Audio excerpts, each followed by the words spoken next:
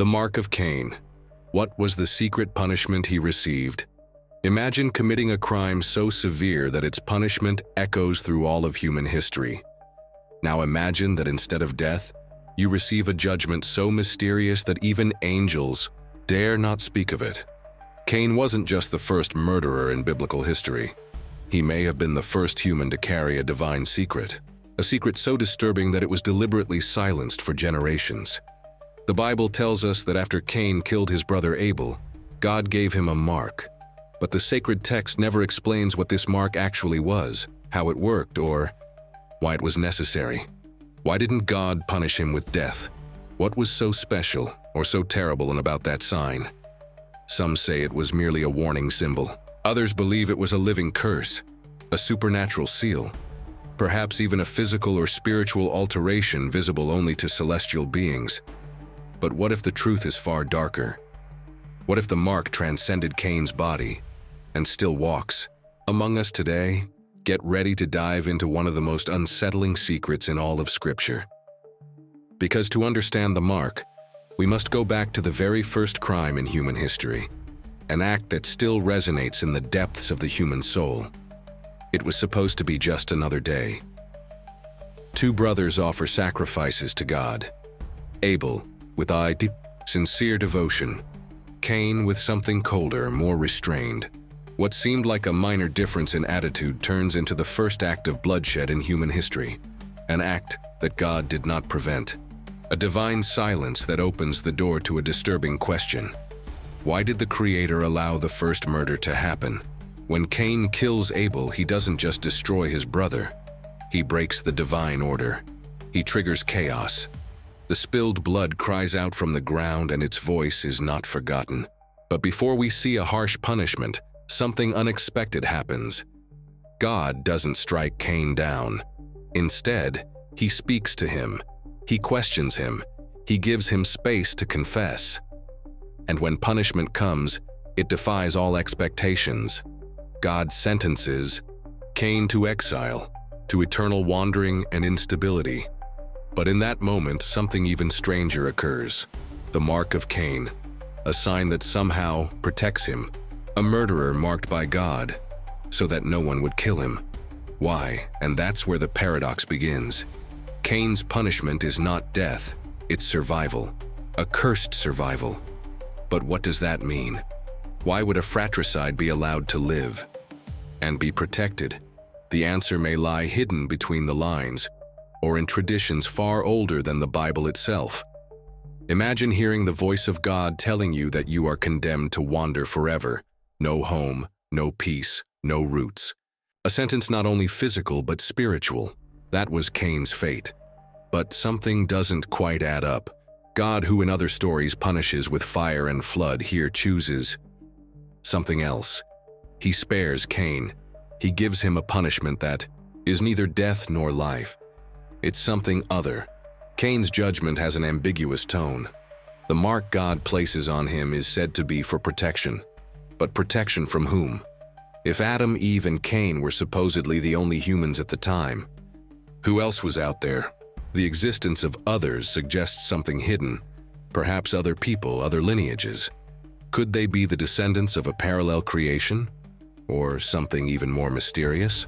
Before we continue, make sure you're subscribed to the channel, because in the upcoming videos we'll dive even deeper into mysteries you won't want to miss. The biblical text is silent, but ancient, apocryphal, and Gnostic traditions fill that void. According to some, Cain wasn't entirely human. He might have been the result of a forbidden union, a hybrid being. And the mark wasn't a curse. It was a sign of that origin. If so, then God's judgment wasn't simply a punishment. It was a separation, a break from the original plan of creation. Cain becomes a different kind of being, a forerunner of something, forgotten or erased from official records. And that's where we begin to search for what the mark truly was. The Bible says God placed a sign upon Cain so that no one would kill him. But what was this sign? Was it visible? Physical? Spiritual? Or something only the children of other worlds could recognize? The answers, or rather the possibilities, are deeply unsettling. For centuries, scholars and mystics have tried to interpret this mark. Some ancient rabbis believed it was a mutation of the skin, a symbol on the forehead, like a stigma. Others saw it as a spiritual weight, an invisible burden that made Cain instantly recognizable and feared. But the most ancient and obscure theories suggest something more, a non-human inheritance. Gnostic and apocryphal texts describe the mark not as punishment, but as a seal, a token of Cain's link to fallen entities. Some go even further, suggesting that the mark acted like a genetic key, identifying Cain and his descendants as part of a divergent lineage. A lineage that was never meant to exist. If that's true, the mark wasn't just a sign of guilt. It was a code, a seal of an ancient alliance, or a curse, and perhaps a shield against those who knew the truth about his origins.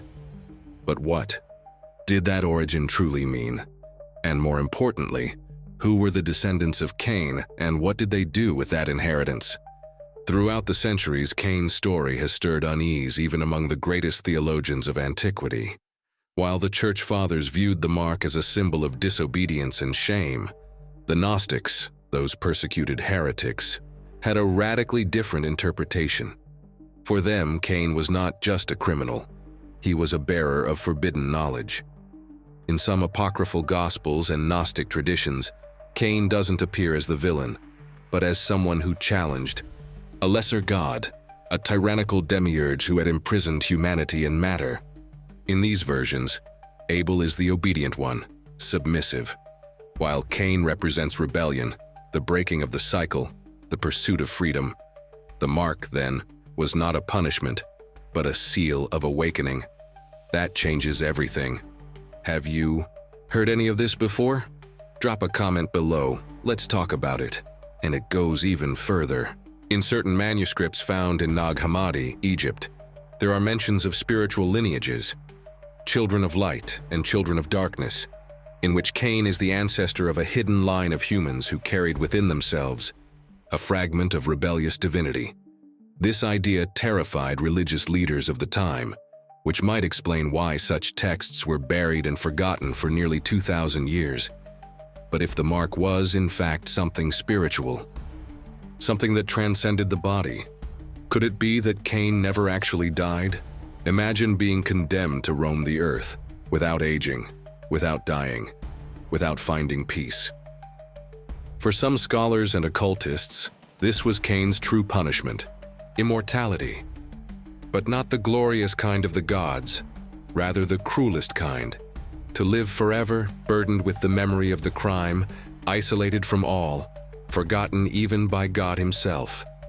Throughout history, various cultures have reported sightings of a wandering man, silent with deep eyes and an unsettling presence. In medieval traditions, there's the legend of the wandering Jew, a man who mocked Christ and was cursed to live until the Messiah's return. But some scholars believe this figure is actually a variation of Cain, the first wanderer, the first cursed one. Is it a coincidence that both were condemned to eternal wandering for challenging the divine plan? In Kabbalistic texts and Hermetic writings, there are clues suggesting that Cain became something more than human, a being who walks through the centuries, silently observing history unfold, intervening when necessary, but always hiding from the light. A fallen watcher, a keeper of memories no one else carries. But if Cain never died, what has he seen through the millennia? And more disturbingly, is he still among us? The contradiction is hard to ignore. Cain, the first murderer, is protected by God. This defies any traditional theological logic. If God condemns sin, why place a mark to protect the sinner? The answer might lie in an often overlooked detail. The mark was both a warning and a prison. On the surface, the mark prevented others from killing Cain, but on a deeper level, it completely isolated him. As someone marked by God, Cain would be feared, avoided, rejected, a ghost among the living, and most strikingly, he knew it. His cry to God, "My punishment is more than I can bear," reveals the despair of someone who already understands the weight of his fate. But what If the mark wasn't just a punishment, what if it was part of a plan? Some mystical texts suggest that God protected Cain not out of mercy, but out of necessity. Perhaps Cain was a hidden pivot in humanity's story, a necessary element in the balance between light and darkness. A bearer of something that could not be erased, only kept in motion. If that's true, then protecting Cain meant protecting a secret, a piece of knowledge, a seed that would grow in the future. And so we come to the inevitable question: who inherited this legacy? Not everyone believes Cain's story ended with exile. Many mystics and researchers of alternative traditions believe Cain became the father of a secret bloodline, a people marked not by spilled blood, but by forbidden knowledge. They would be the children of darkness mentioned in apocryphal texts and the Dead Sea Scrolls. This bloodline would have spread in silence, blending into ancient civilizations, founding empires, raising cities, and shaping the destiny of humanity. Some link Cain's descendants to the builders of Babel, the masters of Egyptian alchemy, the priests of lost civilizations like Atlantis and Lemuria. Others say this lineage gave rise to the secret elites who still rule the world from the shadows. But what makes this theory even more chilling is the supposed inherited pattern of the mark: a sharp mind, a rebellious spirit, and a disconnection from traditional divinity. The children of Cain wouldn't seek redemption. They'd seek power, control, and knowledge beyond the gods. And if this bloodline really exists, where is it now? Is it hidden among us, in high places, in the shadows of governments, religions, and global powers? Or worse, what if they never stopped ruling? If you're enjoying this, don't forget to hit that like button. It helps the channel a lot and lets us keep diving into these deep mysteries. Which brings us to the next unavoidable question. What do the occultists say about Cain and his ties to the forbidden mysteries of antiquity? While the official story of Cain was confined to the pages of Genesis, in esoteric circles and occult orders, his name has always circulated, silently, and with reverence. For many initiates, Cain was not merely the first murderer. He was the guardian of primordial knowledge. Throughout history, various occult traditions have come to revere Cain as the initiator of secret wisdom. Freemasonry, Hermetic Kabbalah, the Rosicrucians, and even draconian orders mention Cain in their highest degrees. But not as a villain. He is seen as the one who dared to break the imposed boundaries and was illuminated by forces that traditional religion deems profane. There are obscure records indicating that Cain may have been instructed by entities known as the Watchers, the same fallen angels mentioned in the Book of Enoch. Could this be the link between the Mark and the Nephilim? Cain may have received from them the secrets of writing, weaponry, astrology, metallurgy, and the manipulation of the elements, knowledge forbidden to humanity at that time. But the most intriguing part isn't the knowledge itself. It's the reason it was passed on. Why would celestial beings choose Cain of all people? What was the plan behind this? Could the mark have transformed Cain into something beyond human? These questions lead us to the most controversial and feared connection of all: Cain and the Archons. Few people know that in Gnostic texts like the Gospel of Judas and the Apocryphon of John, there are references to entities known as Archons, beings created by a lower god, the Demiurge, whose sole purpose was to keep humanity trapped in a world of illusion. These Archons were neither demons nor angels. They were intermediate cosmic forces that manipulated reality and interfered in human destiny. And according to some of these texts, Cain not only had contact with these entities, he may have been shaped by them. Some theories claim that the mark of Cain wasn't a punishment. It was a cosmic authorization, a permission to operate beyond human rules, turning him into an agent of the Archons on Earth, a kind of ambassador for the invisible forces that rule our world without us ever noticing. And here comes an even more unsettling revelation. Some occult researchers associate the Archons with ancient extraterrestrial intelligences, the same ones featured in Sumerian mythology as the Anunnaki. Could Cain's mark have actually been a form of implant? Not just divine, but technological. If this is true, then we're dealing with something far greater than a biblical drama.